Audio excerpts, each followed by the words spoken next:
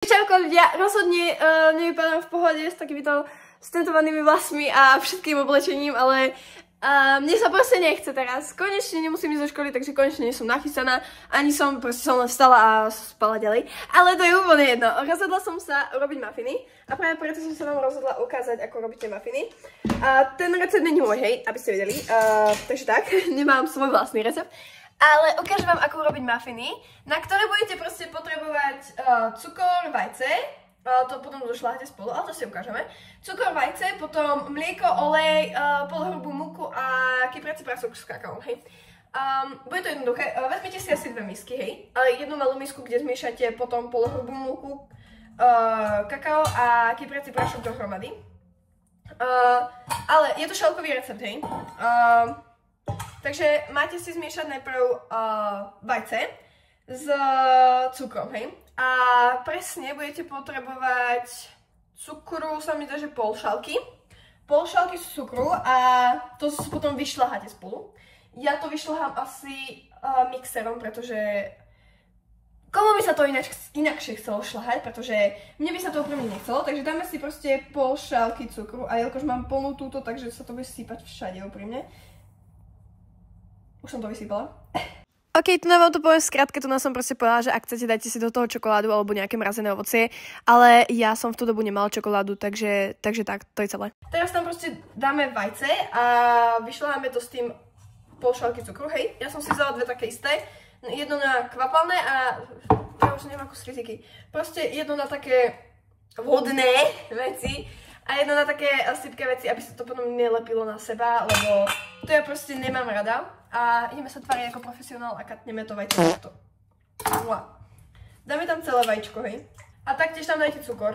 Ok, no takže dala som to tam a teraz to proste mixerom zatentujete, hej. Akože vymixujete a dokým to proste nebude mať také, dokým to nebude také vyšľahané trochu, také, keď je to vyšľahané, tak je to také skôr biele. Ja vám to ukážem. Dám to na k sebe. Tak by to malo byť niečo ako toto. Máte proste také, že to aj ľahúčko tečie. Nie je to nič akože extrémne a je to také skôr biele. No je to trochu divné. Dobre, po tomto do toho potrebujeme nasypať olej a mlieko. Olej to dáte iba akože do štvrťky, sa mi zdá. Neviem, či je to štvrťka, počkaj. Štvrťka. A potom je ešte jedno. Ja toto neviem, ja v tomto nie som dobrá. Ja v týchto názvoch nie som vôbec dobrá, ja som úplný demet v tom. Ale proste, ja vám ukážem presne koľko. Proste menej ako polku, to je štvrťka, ne?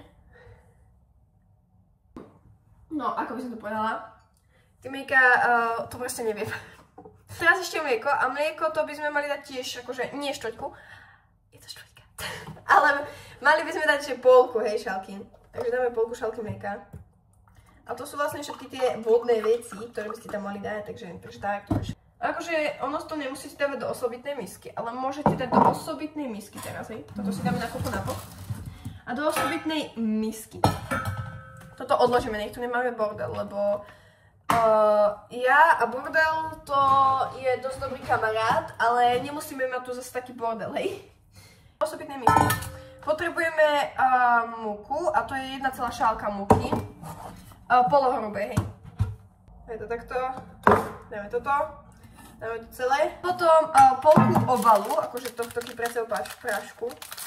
To si dajte proste tak orkom, koľko je asi polka. Ani ja to totiž to neviem úplne presne. Ešte by som dala. Ono to musíte cítiť, napríklad predtým som cítila ten prášok tuna, tak budem cítiť, že niekde tuna je polka a keď cítim, že je tuna, tak... Potom to chce kakao a to tiež menej než polku. Ja neviem, či to je štvrťka, alebo čo to je. Ukradla som mame, hej. Čau mami, ukradla som ti kakao. Dúfam, že sa nehnevaš. Dobre, teraz sa tam presne nasypete a zmiešate to dohromady. Dobre, teraz nesypte to tam úplne extrémne všetko hneď, lebo potom vám to bude po celej kuchyni. A sypte si tam proste pomaly, hej. Takže tak. Tam nasypete. To asi zmiešate ešte chvíľku takto ručne. Nech sa vám to celé nezatentuje, keď to budete miešať, že by sa vám to nevyletelo. Lebo je dosť veľa ľudí toho schopných, že vám to potom začne lietať úplne. Dajme tomu, že nejak takto by to mohlo byť. Môžete dať hustejšie ešte.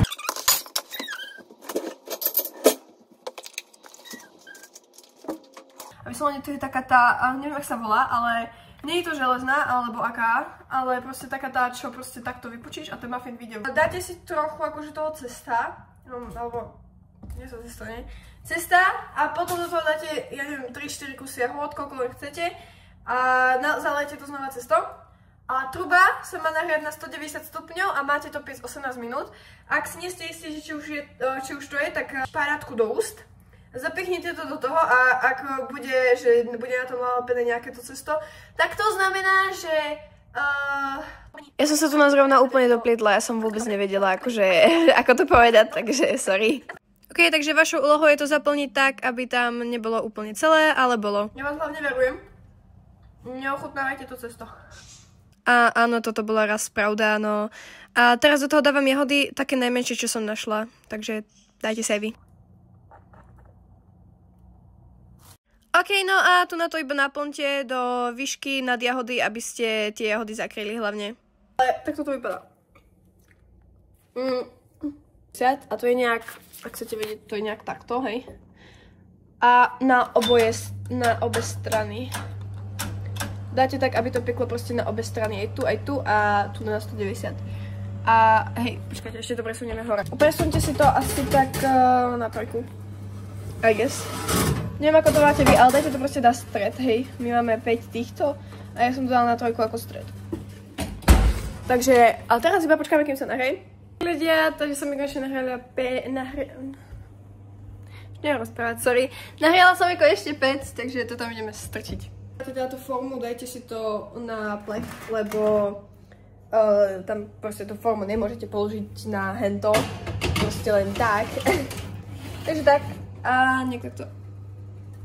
A teraz to necháme 18 minút a za 18 minút sa vám ozvem. Ok, takže prešlo 18 minút a my by sme to mohli vybrať. Vyberám takto. Ideme ešte skontrolovať, že či sú dobré. Takže na to potrebujete šparátko. Ja mám šparátko hneď akože... No takto, hej. A tu jednoducho si otvoríte toto a len do toho pichnete, ale bacha, lebo môže to páliť, hej. Takže dávajte si bacha, proste prídete k tomu a pichnete do toho iba takto z boku, ak v tom niečo máte. A mne sa to nelepí, takže to je hotové. A tie jahody trochu vyšli von. A to z iného dôvodu, pretože som ich zatentovala a nezakryla som ich celé a mám stále túto čokoládu na nose. No a teraz to nechajte proste vychladnúť. Ono keď to vychladne, ono to pôjde o mnoho ľahšie vybrať z toho, musí to byť. Samozrejme, už to vychladlo, vybrala som to a toto je ako dopadli. A ja si myslím, že dopadli veľmi pekne, ale samozrejme, bohužiaľ nie sú všetky pre mňa. Čo tam neupravuješ? Prečo si to už zjedol? Daj pre ten telefón. Nevíš, som celý zasratý a ty ma túto telefónu dávaš.